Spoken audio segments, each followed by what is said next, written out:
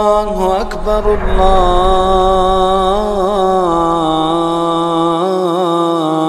الله أكبر. إن الحمد لله نحمده ونستعينه ونستغفره ونعوذ بالله من شرور أنفسنا ومن سيئات أعمالنا. من يهده الله فلا مضل له ومن يضلل فلا هادي له. وأشهد أن لا إله إلا الله وحده لا شريك له. وأشهد أن محمدًا عبده ورسوله. اللهم صل على محمد وعلى آل محمد كما صليت على إبراهيم وعلى آل إبراهيم إنك حميد مجيد. اللهم بارك على محمد وعلى آل محمد كما باركت على إبراهيم وعلى آل إبراهيم إنك حميد مجيد. أعوذ بالله السميع العليم من الشيطان الرجيم من همزه ونفخه ونفثه. يا أيها الذين آمنوا اتقوا الله وكونوا مع الصادقين. ويقول النبي صلى الله عليه وسلم: عليكم بالصدق فإن الصدق يهدي إلى البر وإن البر يهدي إلى الجنة. وما يزال الرجل يصدق ويتحرى الصدق حتى يكتب عند الله صديقا. وقال: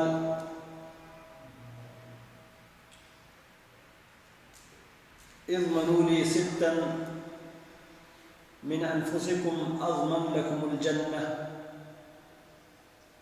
اصدقوا إذا حدثتم، أو كما قال عليه الصلاة والسلام. اسلام ہمیشہ اچھے اخلاق، اچھے اوصاف، اچھی عادات اپنانے کا حکم دیتا ہے. یہ دین ایسا دین ہے جس سے معاشروں کی اصلاح ہوتی ہے، جس سے معاشرے کے اندر سے ہر وہ چیز ختم ہو جاتی ہے جو معاشرہ میں بگاڑ پیدا کرنے کے اسباب ہیں. جن اعمال، جن عادات، جن اخلاق اور جن باتوں کی وجہ سے معاشرے میں خرابی اور بگاڑ پیدا ہوتا ہے، اسلام نے ان کا راستہ روکا ہے. اور جن باتوں کی وجہ سے انسانیت اپنی تکمیل تک پہنچتی ہے، اسلام نے ان اعمال، ان اخلاق کی حوصلہ افزائی کی ہے اور ان کی طرف ترغیب دلائی ہے. محمد کریم صلی اللہ علیہ وسلم جب ابھی آپ کو نبوت کا تاج نہیں پہنایا گیا تھا، آپ صلی اللہ علیہ وسلم پر ابھی وحی نازل نہیں ہوئی تھی، وحی کے نزول سے پہلے ہی آپ علیہ السلام کا ایک لقب مشہور تھا. آپ کو ایک لقب سے لوگ جانتے تھے اور وہ لقب تھا الصادق، اور اس کے ساتھ ساتھ دوسرا تھا الامین. الصادق سچ بولنے والے، سچا معاملہ کرنے والے، سچائی سے کام لینے والے اور امانت دار. تو سچائی ایک ایسی خصلت اور ایسی صفت تھی جو رسول اللہ صلی اللہ علیہ وسلم میں وحی کے نزول سے پہلے ہی موجود تھی. اور جب وحی کا نزول ہوا، اللہ تبارک و تعالیٰ کے پیغامات پہنچانے کا حکم ہوا، تب بھی نبی کریم صلی اللہ علیہ وسلم اس اچھی خصلت اور اچھی عادت پر قائم رہے. جب ہرقل روم کے بادشاہ نے ابو سفیان سے سوال کیا تھا، جبکہ ابو سفیان اس زمانے میں مسلمان نہیں تھا، صحیح بخاری میں بڑی تفصیل کے ساتھ یہ حدیث موجود ہے اور مورخین نے بھی، اصحاب السیر نے بھی اس کو نقل کیا ہے۔ ہرقل روم کے بادشاہ نے ایک سوال یہ کیا تھا، بماذا یأمرکم، یہ شخص جو اپنے آپ کو نبی کہتا ہے یہ آپ لوگوں کو کس بات کا حکم دیتا ہے؟ اس وقت وہ بھی کافر جو سوال کر رہا ہے اور جو سوال کے جواب دینے والے ہیں وہ بھی مسلمان نہیں تھا اس زمانے میں، ابو سفیان رضی اللہ عنہ بعد میں مسلمان ہوئے۔ تو ابو سفیان نے جواب میں، جب اس نے سوال یہ کیا کہ آپ کو یہ شخص کس چیز کا حکم دیتے ہیں، ابو سفیان کا جواب کئی باتوں پر مشتمل تھا۔ اس میں ایک بات یہ تھی، وَيَأْمُرُنَا بِالصِّدْقِ، ہمیں سچائی کا حکم دیتے ہیں، وَالْعَفَافِ، پاک دامنی کا حکم دیتے ہیں، پاک دامن رہنے کا، بدکاری سے بچنے کا، نماز کا حکم دیتے ہیں، صلہ رحمی کا حکم دیتے ہیں۔ تو بہرحال ان احکامات میں سے جو نبی کریم صلی اللہ علیہ وسلم لوگوں کو دیا کرتے تھے اسلام کے ابتدائی دور میں بھی، تو ان میں سے سچ کا ایک بہت بڑا نام تھا اور بہت بڑا مقام تھا، اور رب العالمین نے اس سچائی کے حوالے سے قرآن کریم میں جو انبیاء کے اوصاف بیان کیے ہیں، قرآن کریم میں اللہ تبارک و تعالیٰ نے مختلف انبیاء کا تذکرہ کیا ہے، سورۃ مریم میں، سورۃ الانبیاء میں، سورۃ القصص میں، سورۃ الشعراء میں، اور کئی ایک صورتوں میں اللہ تبارک و تعالیٰ نے اپنے جلیل القدر رسول اور انبیاء ذکر فرمائے ہیں۔ ان میں سے کئی انبیاء کے جو اللہ تعالیٰ نے اوصاف بیان کیے ہیں، جو ان کے صفات بیان کیے ہیں، ان میں ایک عظیم صفت سچائی کی ہے۔ رب العالمین نے مختلف انبیاء کا ذکر کیا ہے، تو ان کی یہ صفت ان کے ساتھ لازم ذکر کیا ہے۔ جیسے ابراہیم علیہ السلام کے متعلق اللہ نے فرمایا سورۃ مریم آیت نمبر 41 میں، وَاذْكُرْ فِي الْكِتَابِ إِبْرَاهِيمَ إِنَّهُ كَانَ صِدِّيقًا نَبِيًّا، آپ کتاب میں ابراہیم کا تذکرہ پڑھیے، ابراہیم علیہ السلام کو یاد کر لیجئے، إِنَّهُ كَانَ صِدِّيقًا نَبِيًّا، بے شک وہ تھے بہت ہی سچ بولنے والے اور اللہ کے نبی تھے۔ ابراہیم علیہ السلام کی سچائی کا عالم یہ ہے کہ پوری زندگی میں انہوں نے کبھی جھوٹ نہیں بولا، اور ایک حدیث میں رسول اللہ صلی اللہ علیہ وسلم نے یہ بھی فرمایا کہ قیامت کے دن سارے لوگ، سارے انسان آدم علیہ السلام کے پاس جائیں گے، کہیں گے اے ہمارے انسانوں کے باپ، آپ اللہ کے نبی ہیں، آپ کو اللہ نے اپنے ہاتھ سے پیدا کیا ہے، آپ کو اللہ تعالیٰ نے فرشتوں سے سجدہ کروایا ہے، آپ یہ حالت دیکھ نہیں رہے جس میں ہم پھنسے ہوئے ہیں، جس میں ہم کھڑے ہیں، اس پریشانی کے عالم میں، اتنا لمبا دن اور سورج اتنا قریب اور گرمی کی یہ حالت ہے کہ لوگ اپنے پسینوں میں اپنے عمل کے مطابق ڈوبے ہوئے ہیں، کسی کا پسینہ ان کے ٹخنوں تک، کسی کا گھٹنوں تک، کسی کا ناف تک، کسی کا سینے تک، اور کوئی اپنے پسینوں میں طوطے کھا رہا ہے۔ اس سخت گرمی کے حالت میں، اس شدید حالت میں آپ اللہ سے سفارش کریں کہ اللہ تعالیٰ حساب کتاب شروع کر دے تاکہ اس سختی سے ہم نکل جائیں۔ آدم علیہ السلام معذرت کر لیں گے، وہ اپنی اس کوتاہی کا ذکر کریں گے کہ اللہ تعالیٰ نے مجھے جنت میں بسایا اور مجھے کہا کہ جو چاہو کھاؤ لیکن اس درخت کے قریب نہ جانا، جس درخت سے اللہ نے ہمیں روکا تھا ہم اس درخت کے قریب گئے، اس میں سے کھایا، لہذا آج میں اللہ کے سامنے جا کر اس قابل نہیں ہوں کہ میں سفارش کر سکوں۔ نوح علیہ السلام کے پاس لوگ آئیں گے، آدم علیہ السلام کہیں گے نوح علیہ السلام کے پاس چلے جاؤ، وہ بھی معذرت کریں گے اور کہیں گے کہ آج میں اللہ کے سامنے جا کر سفارش کرنے کے قابل نہیں رہا، کیونکہ اللہ تبارک و تعالیٰ کے سامنے میں نے ایک درخواست کی تھی جو مجھے نہیں کرنی چاہیے تھی، میرا بیٹا جو ایمان نہیں لایا اور میرے آنکھوں کے سامنے جب وہ طوفان کے موجوں کا شکار ہوا تو میں نے اللہ تعالیٰ سے دعا کی کہ یا اللہ یہ تو میرا بیٹا تھا، یہ میرے اہل میں سے تھا، اس کو نجات دے دیتے۔ اللہ تعالیٰ نے مجھے ڈانٹا اور کہا یہ تیرے اہل میں سے نہیں تھا۔ تو آج میں اس وجہ سے اللہ کے سامنے جا کر سفارش کا قابل اپنے آپ کو نہیں سمجھتا کہ میں نے ایسی چیز کا سوال کیا تھا جو مجھے نہیں کرنا چاہیے تھا۔ پھر اسی طرح ہوتے ہوتے ابراہیم علیہ السلام کے پاس آئیں گے۔ ابراہیم علیہ السلام وہ بھی معذرت کر لیں گے۔ لوگ کہیں گے آپ خلیل اللہ ہیں، آپ ابو الانبیاء ہیں، آپ کی اولاد میں اللہ تعالیٰ نے نبوت کا سلسلہ رکھا ہے، آپ اللہ کے سامنے سفارش کیجئے کہ اللہ تبارک و تعالیٰ اس سخت ترین دن سے ہمیں نجات دے دے، اس مصیبت سے ہمیں نکال دے، حساب کتاب شروع کر دے۔ ابراہیم علیہ السلام فرمائیں گے کہ آج اللہ کو ایسا غصہ آیا ہے کہ ایسا کبھی نہیں آیا، اور اس کے بعد بھی کبھی ایسا نہیں آئے گا۔ اللہ اتنا غصے میں ہے کہ نہیں اس سے پہلے کبھی ایسے غصے میں تھے اور اس کے بعد کبھی ہوں گے، اور میں کیسے اللہ کے پاس جا کے سفارش کروں؟ میں نے 3 مقامات پر وہ باتیں کی تھی جو مجھے نہیں کرنی چاہیے تھی، یا میں نے 3 مقامات پر جھوٹ بولا تھا، حالانکہ وہ جھوٹ نہیں تھا، وہ جھوٹ نہیں تھا، اس کی گنجائش تھی، وہ 2 معنی الفاظ تھے، وہ ایسے لفظ تھے جن میں سچائی کا پہلو بھی تھا اور اس میں جھوٹ کا پہلو بھی تھا۔ اور ابراہیم علیہ السلام جس مقصد کے طور پر وہ بات کہہ رہے تھے وہ جھوٹ نہیں تھا، لیکن جن کے سامنے کہہ رہے تھے وہ ان کے لیے جھوٹ کی بات تھی۔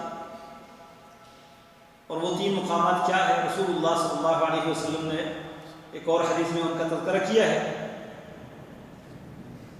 لیکن ابراہیم علیہ السلام اگرچہ اس بات کو جانتے تھے کہ مجھے ان باتوں میں اللہ کی طرف سے کوئی پکڑ نہیں ہوگی، میں اپنے طور پر صحیح سمجھ کر ان باتوں کو کہہ رہا ہوں، لیکن مقابل کو اس سے جو غلط فہمی ہو رہی ہے اور جس کی وجہ سے اس کے شر سے میں بچ جاتا ہوں، تو اس کے طور پر یہ ایک جھوٹ تھا۔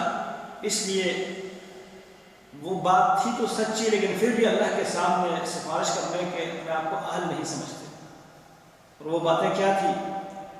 بڑی تفصیلی حدیث ہے، رسول اللہ صلی اللہ علیہ وسلم نے ان باتوں کا ذکر کیا صحیح بخاری میں، کہ ابراہیم علیہ السلام نے پوری زندگی میں کبھی جھوٹ نہیں بولا سوائے ان 3 مواقع کے، اور یہ بھی ایسی باتیں تھیں جو در حقیقت جھوٹ نہیں ہے، ان کو تعریض کہتے ہیں، ان کو توریہ کہتے ہیں، یہ ایسی بات ہے جن میں سچ اور جھوٹ دونوں کا پہلو پایا جاتا ہے۔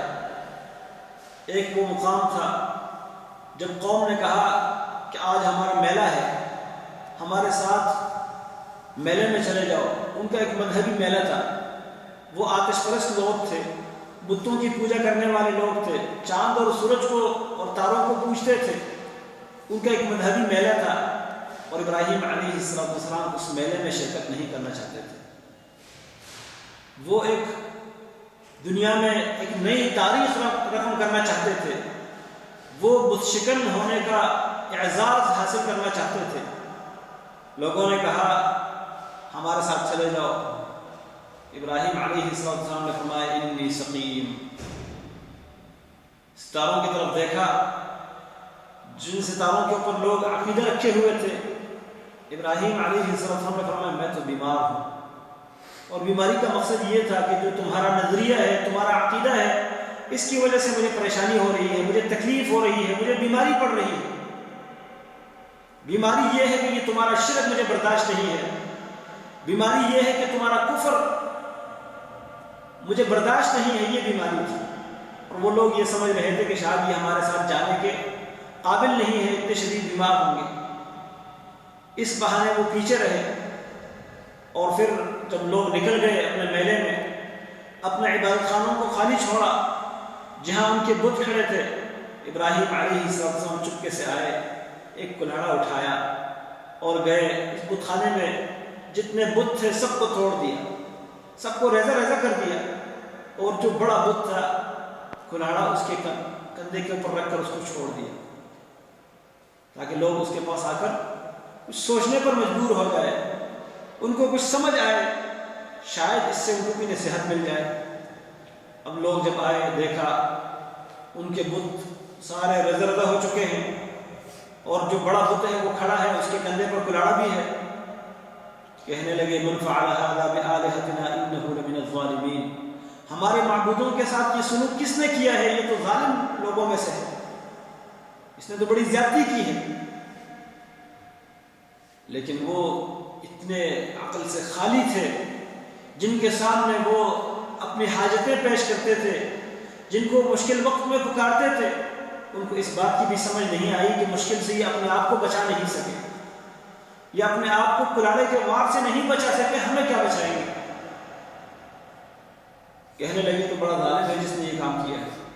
پھر آخر مشاورت اور بات چیت کرتے ہوئے کسی نے یہ کہا کہ ایک شخص تھا، ایک نوجوان تھا جس سے ہم نے اس کے بارے میں سنا تھا، وہ ان کا بہت زیادہ تذکرہ کرتا تھا۔ کہا اس کو بلاؤ، اس کا نام ابراہیم ہے۔ بلایا گیا، کہنے لگے اَأَنْتَ فَعَلْتَ هَذَا بِآلِهَتِنَا يَا ابراہیم، ابراہیم ہمارے معبودوں کے ساتھ یہ سلوک آپ نے کیا ہے؟ اب ابراہیم علیہ السلام یا تو یہ کہتے کہ ہاں میں نے کیا ہے، تو پھر تو بات نہیں بنتی، دعوت پیش کرنے کا کوئی موقع ملتا، لیکن دعوت دینا بھی مقصود ہے، ان کو سمجھانا بھی مقصود ہے، ان کے اوپر حجت قائم کرنا مقصود ہے۔ ابراہیم علیہ السلام کہنے لگے بل فعلہ، یہ کام کیا ہے، بلکہ یہ کام کیا ہے۔ اب کس نے کیا ہے؟ ان کا سوال تھا کہ آپ نے کیا ہے، تو یہاں پر جو مخفی بات تھی وہ یہ تھی کہ ہاں بلکہ یہ کام تو کیا ہے میں نے۔ کبیرہم ھذا، ان کا بڑا جو ہے وہ یہ ہے، ان کو یہ سمجھ آ رہا ہے کہ کہتے ہیں کہ ان کے اس بڑے نے کام کیا ہے، یہ بڑا بت ہے، ان چھوٹے بتوں کو اس نے توڑا ہے۔ اور پھر یہ بھی کہا فاسألوہم ان کانوا ینطقون، آپ ان سے پوچھ لو، اپنے بتوں سے پوچھو، اگر یہ اپنے معبودوں سے پوچھو اگر یہ بولتے ہیں، بات کرتے ہیں۔ اب ان کو ایک دعوت فکر کی، ان کو سوچنے پر مجبور کیا،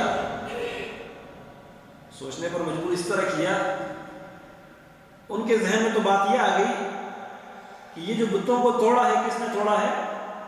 اس بڑے بت نے، اور ان سے پوچھ لیا جائے تو یہ خود بتا دیں گے، کیونکہ جب آپ کا ایمان ان کے اوپر یہ ہے کہ وہ ہمارے مشکل کشا ہے، حاجت روا ہے، ہم ان کو جس حاجت کے لیے پکارتے ہیں یہ ہماری پکار سنتے ہیں اور ہماری مدد کرتے ہیں، ہمیں مشکل سے نجات دیتے ہیں، تو آپ کو یہ بھی بتائیں گے نا کہ ہمیں یہ سلوک ہمارے ساتھ کس نے کیا ہے۔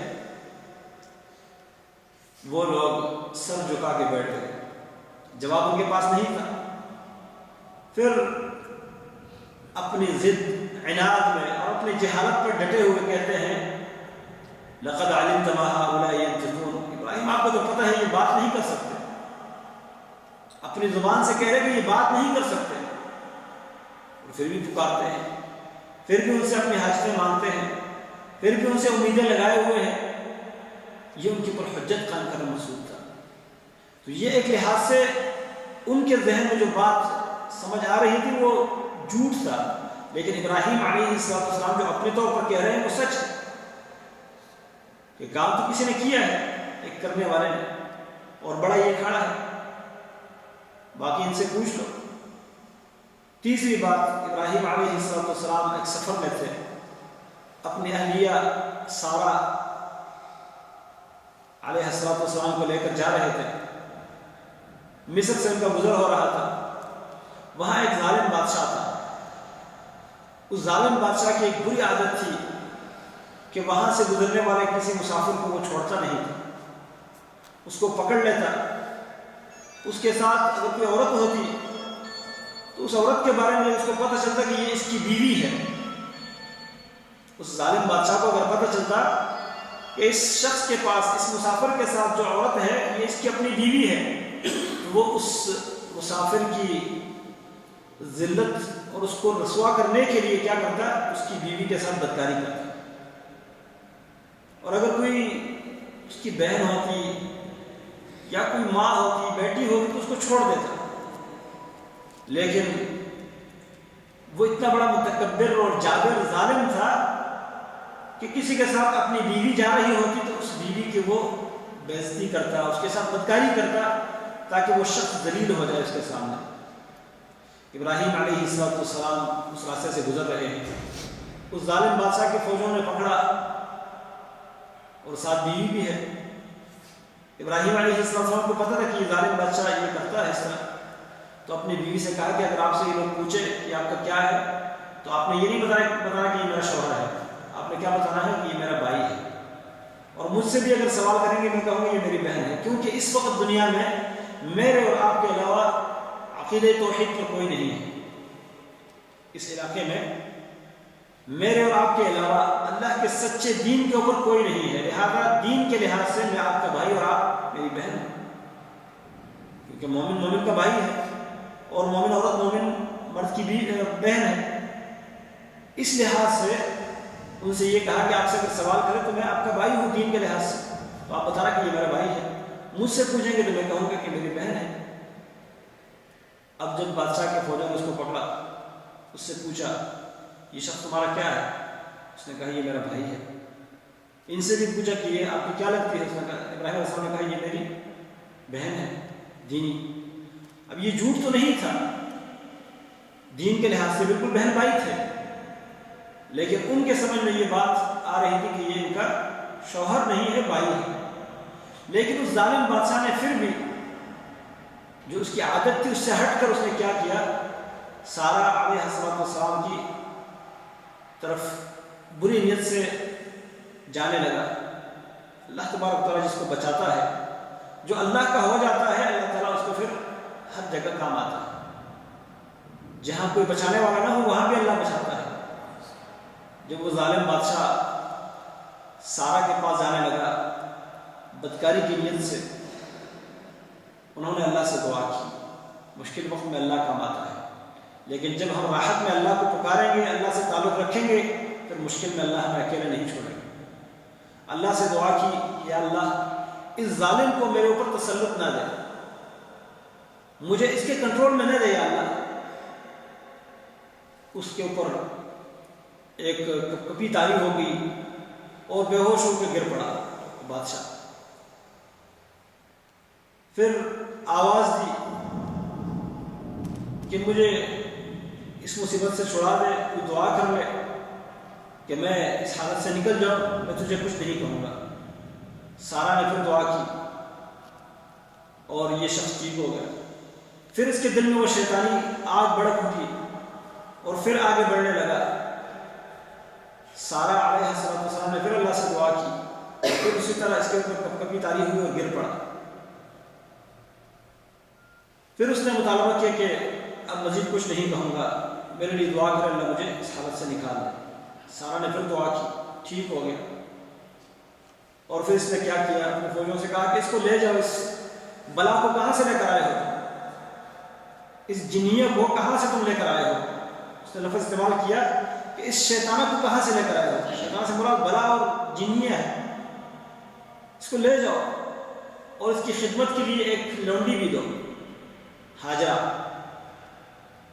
تو ان کو چھوڑ بھی دیا اور ان کی خدمت کے لیے ہاجرہ بھی دی، جو عرب کی ماں ہے۔ رسول اللہ صلی اللہ علیہ وسلم فرماتے ہیں فَتِلْكَ أُمُّكُمْ يَا بَنِي مَاءَ السَّمَاءِ، اے بارش کے پانی کی اولاد، عرب سے کہتے ہیں، عرب لوگوں سے، کیونکہ عرب لوگوں کے پاس کوئی اور پانی نہیں تھا، اس بارش کے پانی سے ان کو گزارا چلتا تھا۔ یہ تمہاری ماں تھی جو اس ظالم بادشاہ نے ابراہیم علیہ السلام کی بیوی سارہ کو ہدیے میں دی تھی۔ پھر بعد میں ابراہیم علیہ السلام نے ان سے شادی کر لی، ام اسماعیل۔ تو بہرحال یہاں پر بھی اللہ تبارک و تعالیٰ نے ان کو بچایا، اور ابراہیم علیہ السلام نے جو توریہ استعمال کیا، جو تعریف کی، کہا کہ یہ میری بہن ہے۔ یہ جھوٹ نہیں تھا ان کے ذہن کے مطابق، ابراہیم علیہ السلام اپنے لحاظ سے سچ کہہ رہے تھے، لیکن پھر بھی ان باتوں کی وجہ سے کہتے ہیں قیامت کے دن کہ میں اس قابل نہیں ہوں کہ میں اللہ کے سامنے جا کر کوئی سفارش کروں۔ لیکن اللہ تبارک و تعالیٰ نے ان کی صفت کیا بیان کی، انہ کان صدیقا نبیا، بے شک ابراہیم بہت ہی سچ بولنے والے اللہ کے نبی تھے۔ اور یہ صرف ابراہیم علیہ السلام نہیں، اللہ تبارک و تعالیٰ نے اسحاق علیہ السلام کا ذکر کیا، یعقوب علیہ السلام کا ذکر کیا، اور اس سے پہلے ابراہیم علیہ السلام کو ایک اور بیٹا اللہ نے عطا کیا تھا، ان کا ذکر بھی اگلی آیتوں میں موجود ہے۔ اسحاق اور یعقوب علیہ السلام کے بارے میں اللہ نے فرمایا وَوَهَبْنَا لَهُم مِّن رَحْمَتِنَا وَجَعَلْنَا لَهُمْ لِسَانَ صِدْقٍ عَلِيًّا، ہم نے ان کو سچی زبان عطا کی تھی، سچی زبان۔ اسماعیل علیہ السلام کے بارے میں اللہ تعالیٰ نے یہی فرمایا وَاذْكُرْ فِي الْكِتَابِ إِسْمَاعِيلَ إِنَّهُ كَانَ صَادِقَ الْوَعْدِ وَكَانَ رَسُولًا نَبِيًّا۔ آپ ابراہیم کا تذکرہ پڑھیے کتاب میں، وہ بہت زیادہ وعدے کے سچے تھے، وعدے کے سچے، اور اللہ کے رسول بھی تھے، نبی بھی تھے۔ اسی طرح کئی انبیاء کا ذکر کر کے اللہ تبارک و تعالیٰ نے ان کی یہ صفت واضح کی ہے کہ سچائی ان کے ساتھ لازم اور ملزوم تھی۔ جیسے نبی ہمیشہ سچ بولنے والے ہوتے ہیں، اسی طرح مومن کی بھی صفت ہے کہ مومن ہمیشہ سچ بولتا ہے۔ مومن جھوٹ کی عادت نہیں پکڑتا، باقی برائیاں اس کے اندر آ سکتی ہے، باقی برائیوں کو وہ اپنی عادت بنا سکتا ہے اپنی جہالت اور لاعلمی کی وجہ سے، اپنی کمزوری کی وجہ سے، لیکن جھوٹ کو مومن کبھی اپنی عادت نہیں بناتا۔ جھوٹ ان لوگوں کی عادت ہے جو مومن نہ ہو، جو منافق ہو۔ اللہ تبارک و تعالیٰ نے منافقین کی نشانیاں جہاں جہاں بیان کی ہے۔ سورۃ البقرہ میں اللہ تعالیٰ فرماتے ہیں وَلَهُمْ عَذَابٌ أَلِيمٌ بِمَا كَانُوا يَكْذِبُونَ، ان کے دردناک عذاب ہے۔ وجہ کیا ہے؟ کیونکہ یہ جھوٹ بولا کرتے تھے۔ واللہ یعلم ان المنافقین لکاذبون، اللہ اس بات کو اچھی طرح جانتا ہے کہ بے شک منافق البتہ جھوٹ بولتے ہیں۔ تو منافقوں کی عادت کیا ہے؟ جھوٹ بولنا۔ اور احادیث میں بھی رسول اللہ صلی اللہ علیہ وسلم نے جہاں منافقوں کی نشانیاں گنوائی ہے تو ان میں جھوٹ کو لازم ذکر کیا ہے۔ فرمایا اربع من کن فیہ کان منافقا خالصا، چار نشانیاں ہیں جس کے اندر یہ چار نشانیاں پائی جائے وہ خالص منافق ہو۔ ومن كانت فيه خصلة منهن كانت فيه خصلة من النفاق حتى يدعها، اور جس کے اندر ان چار نشانیوں میں سے کوئی ایک خصلت پائی جائے تو اس کے اندر منافقت کی ایک خصلت ہے جب تک وہ اس خصلت کو چھوڑ نہ لے۔ وہ کیا ہے؟ اذا حدث كذب، پہلی خصلت کیا ہے؟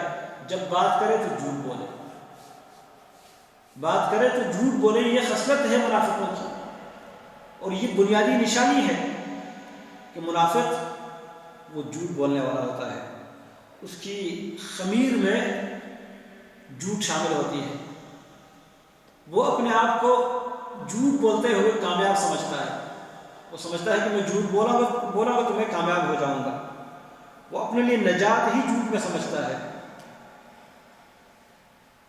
اللہ تبارک و تعالیٰ نے قرآن کریم میں جہاں پر غزوہ تبوک کے متعلق آیت نازل فرمائی ہے، اس غزوہ میں سے پیچھے رہنے والے کچھ لوگ تھے جو سچے مومن تھے، ان کا بھی اللہ نے ذکر کیا ہے، اور کچھ لوگ ایسے تھے جو جھوٹے تھے، منافق تھے، وہ بہانے کر کے جھوٹ بول کر اللہ کے نبی صلی اللہ علیہ وسلم کو انہوں نے منا لیا، راضی کر لیا کہ جی ہمارا تو یہ عذر تھا، ہماری یہ مجبوری تھی، اور یہ تھا وہ تھا۔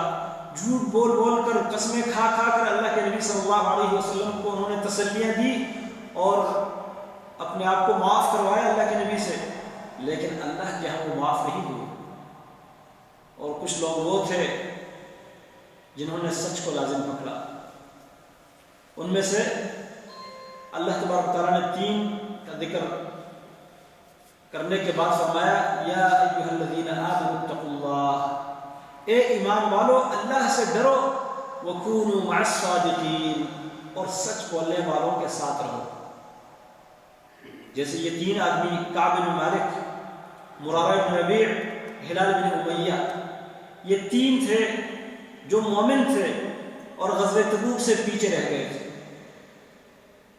غزوہ تبوک سے پیچھے رہ گئے تھے۔ پیچھے رہنے کی وجہ سے سستی تھی، یہ نہیں تھا کہ پیچھے رہنا چاہتے تھے، خیال یہ تھا کہ ہم نکل جائیں گے، ہم مل لیں گے قافلے کو، رسول اللہ صلی اللہ علیہ وسلم کے پاس ہم پہنچ جائیں گے، لیکن اسی طرح کرتے کرتے وہ لیٹ ہو گئے اور قافلہ آگے نکل گیا، پھر ان کے لیے پہنچنا مشکل تھا، یہاں تک کہ رسول اللہ صلی اللہ علیہ وسلم واپس آئے۔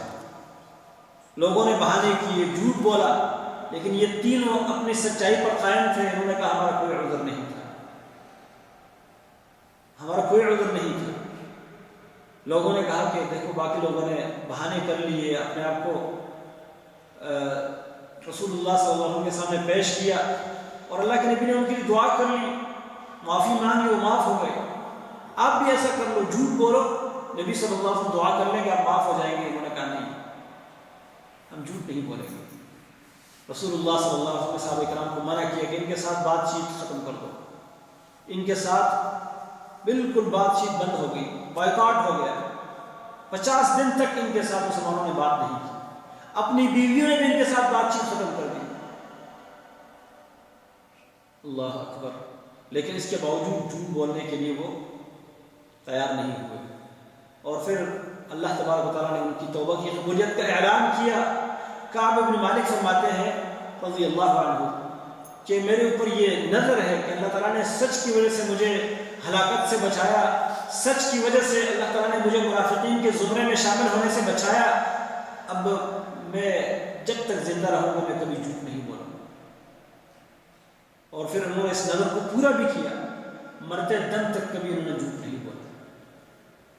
اور اللہ تعالیٰ نے ہمیں وہی بات، اسی بات کی وصیت کی، یا ایھا الذین آمنوا اتقوا اللہ، اے ایمان والو اللہ سے ڈرو، وکونوا مع الصادقین، اور سچ بولنے والے بنو، سچ بولنے والوں کے ساتھ رہو۔ نبی کریم صلی اللہ علیہ وسلم نے سچ بولنے والوں کی جو فضیلت بیان فرمائی ہے، جو ترغیب دلائی ہے، ان میں سے آپ نے فرمایا اضمنوا لی ستا من انفسکم، مجھے اپنے نفسوں میں سے 6 باتوں کی گارنٹی دے دو، 6 باتوں کی گارنٹی دو، اضمن لکم الجنہ، میں تمہیں جنت کی گارنٹی دوں گا۔ ان میں سے ایک بات کیا ہے؟ پہلی بات اصدقوا اذا حدثتم، جب بات کرتے ہو تو سچ بولو، جب بات کرو تو سچ بولو، اس بات کی گارنٹی دو گے تو جنت ملے گی۔ اسی طرح نبی کریم صلی اللہ علیہ وسلم سچ بولنے والوں کے متعلق آپ نے حکم دیا ہے، علیکم بالصدق، سچ کو لازم پکڑو۔ وجہ کیا ہے؟ فإن الصدق يهدي إلى البر، اس لیے کہ سچ انسان کو نیکیوں کی طرف لے جاتا ہے۔ وما يزال الرجل، فرمایا وإن البر يهدي إلى الجنة، نیکی انسان کو جنت کی طرف لے جاتی ہے۔ یعنی سچ بولنے والا اللہ تعالیٰ اس کو مزید نیکیوں کی توفیق عطا کرتا ہے، مزید اچھے اعمال کی توفیق عطا فرماتا ہے۔ جو سچ بولے گا اللہ تعالیٰ اس کو نیکیوں کی توفیق دے گا۔ جو انسان یہ چاہتا ہے کہ مجھے نیکیوں میں آگے بڑھنے کا موقع ملے، وہ کیا کرے؟ سچ کو لازم پکڑے۔ فرمایا کیونکہ نیکیاں انسان کو پھر جنت کی طرف لے جاتی ہے۔ اور فرمایا وما يزال الرجل يصدق، آدمی ہمیشہ سچ بولتا ہے، ويتحرى الصدق، اور سچ بولنے کی ہمیشہ وہ کوشش میں لگا رہتا ہے، حتى يكتب عند الله صديقا، یہاں تک کہ اللہ کے ہاں وہ صدیق لکھا جاتا ہے، زیادہ سچ بولنے والا۔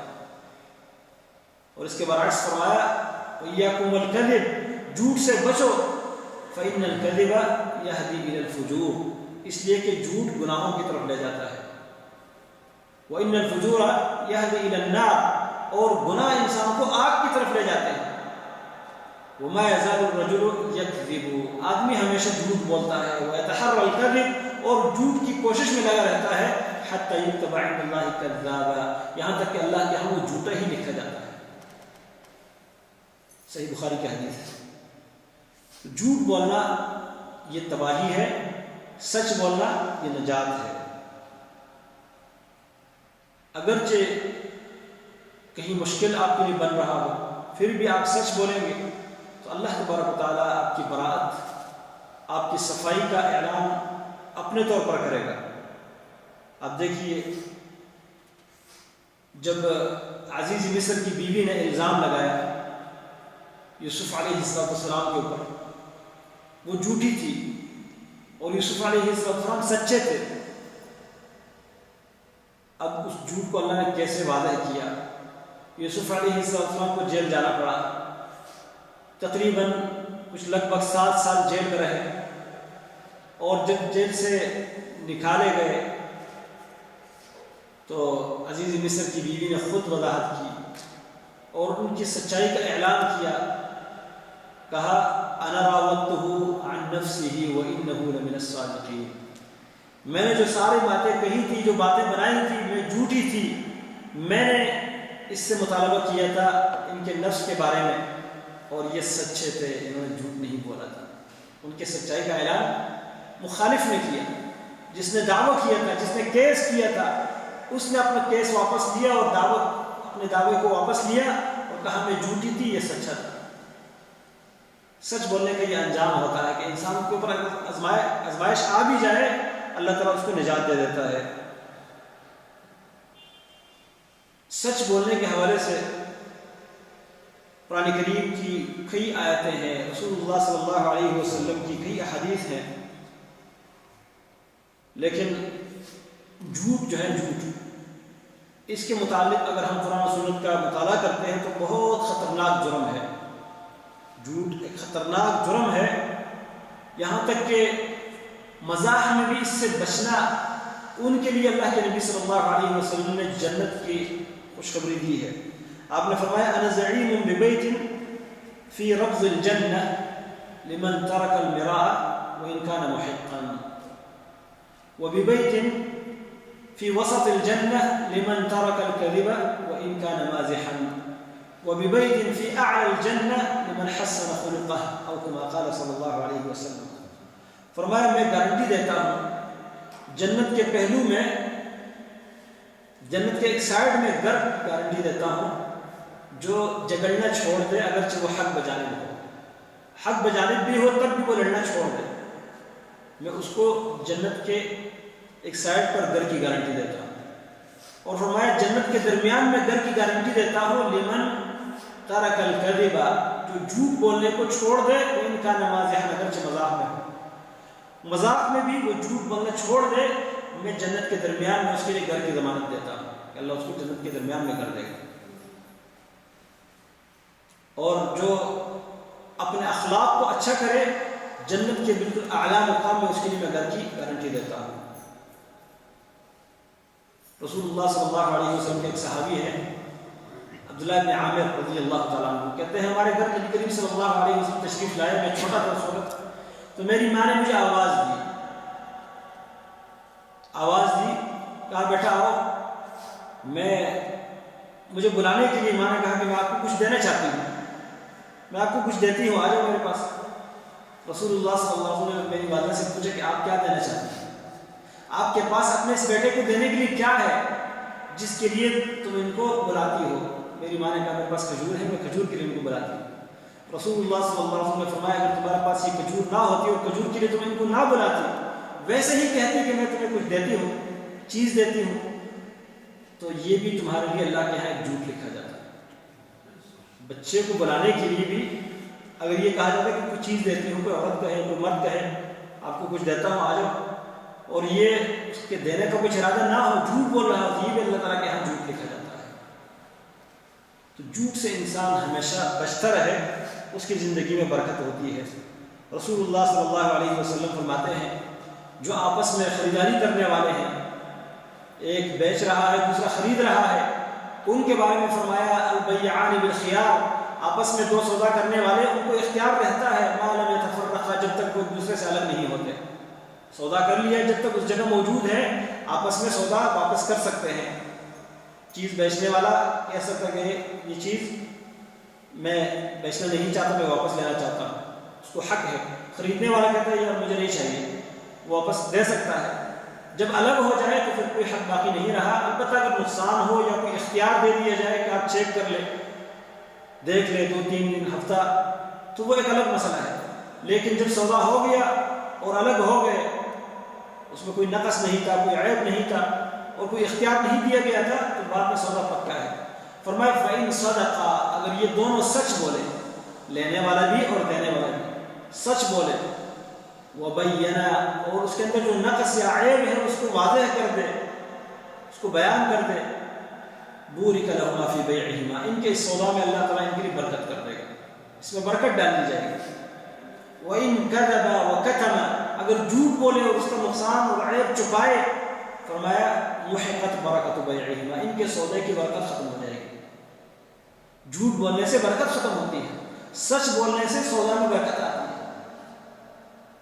انسان جب جھوٹ بولتا ہے، جھوٹ اتنا خطرناک گناہ ہے، رسول اللہ صلی اللہ علیہ وسلم نے ایک لمبی حدیث ہے، آپ نے ایک خواب دیکھا، اور نبی کی خواب جو ہے وہ وحی ہوتی ہے، اس میں ایک شخص کا تذکرہ کیا کہ ایک ایسے شخص کے پاس سے ہمارا گزر ہوا کہ وہ بیٹھا ہوا ہے اور دوسرا شخص اس کے پیچھے کھڑا ہے، اور پیچھے جو کھڑا شخص ہے اس کے ہاتھ میں کنڈا ہے لوہے کا، وہ اس کے جبڑے میں ڈالتا ہے اور اس کو کھینچتے کھینچتے پیچھے گردن تک چیر دیتا ہے۔ جب یہ طرف مکمل چیر دیتا ہے تو پھر اس کنڈے کو لے کر بائیں طرف آتا ہے اور بائیں طرف سے اس کے منہ کو چیرتا ہے یہاں تک کہ گردن تک پہنچ جاتا ہے۔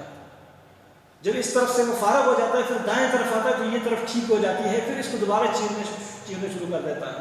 یہ سلسلہ چلتا رہتا ہے۔ تو میں اپنے ساتھیوں سے جو میرے ساتھ جبریل تھے اور میکائیل تھے، ان سے میں نے پوچھا کہ یہ کیا معاملہ ہے؟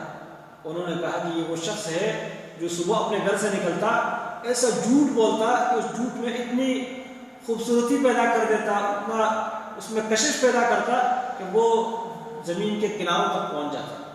اس کے جھوٹ پر لوگ یقین کرتے اور اس جھوٹ کو لوگ پھیلا دیتے۔ اور وہ شخص جو لوگوں کو ہنسانے کے لیے جھوٹ بولتا ہے، نبی کریم صلی اللہ علیہ وسلم اس کے بارے میں فرماتے ہیں وَيْلٌ لِلَّذِي، ہلاکت ہے اس شخص کے لیے یحدث الحدیث، جو بات بیان کرتا ہے تو کیا کرتا ہے؟ فَيَكْذِبُ، جھوٹ بولتا ہے۔ یحدث القوم، لوگوں سے بات کرتا ہے، فَيَكْذِبُ، جھوٹ بولتا ہے، لِيُضْحِكَ بِهِ الْقَوْمَ، لوگوں کو ہنسانے کے لیے، لوگوں کو ہنسانے کے لیے جھوٹ بولتا ہے۔ فرمایا وَيْلٌ لَهُ وَيْلٌ لَهُ وَيْلٌ لَهُ، اس کے لیے تباہی ہے، بربادی ہے، بربادی ہے۔ وہ شخص جو جھوٹ بولتا ہے لوگوں کو ہنسانے کے لیے، وہ اپنے آپ کو برباد کر دیتا ہے، تباہ کر دیتا ہے۔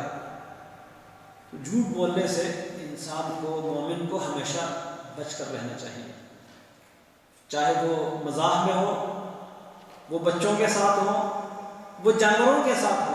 جانور کو بھی غالباً امام بخاری رحمہ اللہ کا ایک واقعہ آتا ہے کہ وہ کسی استاد کے پاس حدیث کے علم سیکھنے کے لیے گئے، حدیث پڑھنے کے لیے گئے، تو اس شخص کو دیکھا، اس استاد کو دیکھا، وہ اپنے گھوڑے کو اپنے پاس بلا رہا تھا اور اس گھوڑے کو کچھ دے نہیں رہا، لیکن اس کے سامنے ایسی کوئی چیز دکھا رہا ہے، ہاتھ دکھا رہا ہے جیسے کہ اس کے ہاتھ میں روٹی کا کوئی ٹکڑا ہو یا کوئی اور خوراک ہو، اور اس کو اپنے طرف بلا رہے تھے۔ تو انہوں نے اس کو چھوڑ دیا، کہا اس سے ہم علم حاصل نہیں کر سکتے، اس لیے کہ یہ جانوروں کے ساتھ جھوٹ کا معاملہ کرتا ہے۔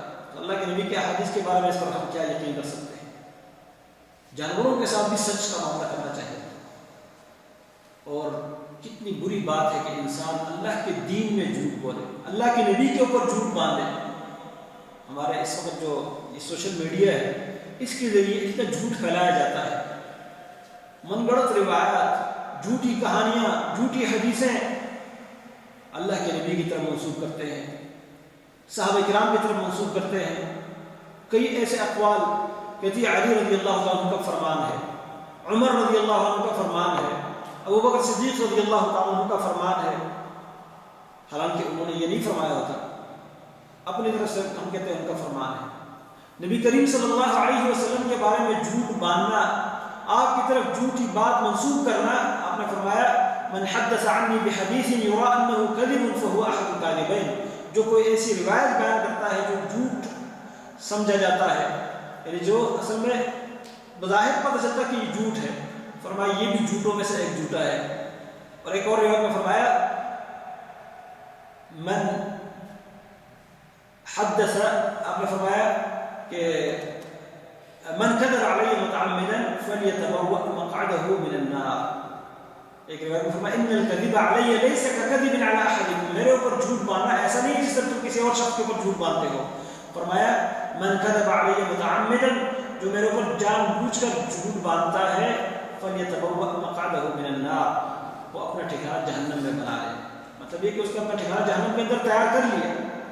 تو اللہ کے نبی کی طرف ایسی باتیں منسوخ کرنا یہ بھی خطرناک جھوٹ ہے۔ ایک بات اللہ نے نہیں کہی، آپ کہتے اللہ نے اس طرح کہا ہے۔ جب آپ کو پتہ نہ ہو کہ یہ قرآن کی آیت ہے یا حدیث قدسی ہے تو یہ نہیں کہنا کہ اللہ نے یہ کہا ہے۔ عام باتوں میں لوگ کہتے ہیں کہ اللہ اس طرح کہتا ہے، حالانکہ اللہ نے نہیں کہا ہوتا۔ حدیث اپنی طرف سے گڑھتے ہیں، بیان کرتے ہیں، کہتے ہیں اللہ کے پیغمبر نے فرمایا ہے، حالانکہ آپ نے نہیں فرمایا۔ یہ جھوٹ ہے اور بہت خطرناک قسم کا جھوٹ ہے۔ جھوٹ کی ایک قسم یہ بھی ہے کہ انسان خواب میں کچھ دیکھا نہ ہو اور لوگوں کو بتاتا جائے کہ میں نے یہ خواب دیکھا ہے، اپنی طرف سے خواب بنا کے لوگوں کے سامنے پیش کرتا ہے۔ ایسے شخص کے بارے میں نبی کریم صلی اللہ علیہ وسلم نے فرمایا ان افر الفرا، سب سے بدترین جھوٹ یہ ہے کہ انسان وہ خواب ظاہر کرے جو اس نے دیکھا نہیں ہو۔ ایک حدیث میں یہ بھی ہے کہ قیامت کے دن اس کو مجبور کیا جائے گا کہ دو جو کے دانے ہیں ان کو گرا دو۔ جو کے دو دانے جو ہوتے ہیں ان کو گرا دیا جا سکتا ہے، آپس میں دونوں کو باندھا جا سکتا ہے کسی اور چیز کے بغیر نہیں، لیکن اس کو قیامت کے دن مجبور کیا جائے گا اس طرح کرو، کیونکہ تم نے کچھ دیکھا نہیں تھا اور ویسے ہی بتایا میں نے دیکھا ہے۔ تو یہ اتنا برا عمل ہے کہ خواب دیکھا نہیں اور کہتے ہیں میں نے خواب بیان کیا ہے۔ ہمارے معاشرے میں تو لوگ کیا کرتے ہیں، جی ہم نے فلاں پیغمبر کو خواب میں دیکھا، ہم نے جبرائیل کو خواب میں دیکھا، اور ہم نے فلاں صحابی کو خواب میں دیکھا، اور ہمیں یہ کہا وہ کہا، اپنی باتیں لوگوں کو منوانے کے لیے، لوگوں میں اپنی بات کی شہرت کروانے کے لیے اپنی طرف سے جھوٹ بول کر خواب گڑھتے ہیں۔ تو خواب گڑھنا یہ بھی بہت خطرناک قسم کا جھوٹ ہے۔ جھوٹ جو بھی ہو، چاہے وہ باتوں میں ہو، وہ مذاق میں ہو، وہ کاروبار میں ہو، وہ لین دین میں ہو، ہر قسم کے جھوٹ سے بچنا چاہیے۔ 3 قسم کے جھوٹ کی اجازت شریعت نے دی ہے، کبھی اللہ نے موقع دیا تو انشاءاللہ ان کی بھی وضاحت کی جائے گی کہ وہ کون سا جھوٹ ہے جس کو شریعت نے بولنے کی اجازت دی ہے۔ لیکن عام طور پر جھوٹ بولنے سے شریعت نے منع کیا ہے، بہت بڑا جرم ہے، ناسور ہے امت کے لیے۔ اللہ تبارک و تعالی ہم سب کو سچ بولنے والا بنا دے، ہمیں جھوٹ بولنے سے مکمل پرہیز کرنے کی توفیق عطا فرمائے۔ اقول قولی ھذا واستغفر اللہ لی ولکم ولسائر المسلمین والمسلمات، سبحانک اللہم وبحمدک، اشہد ان لا الہ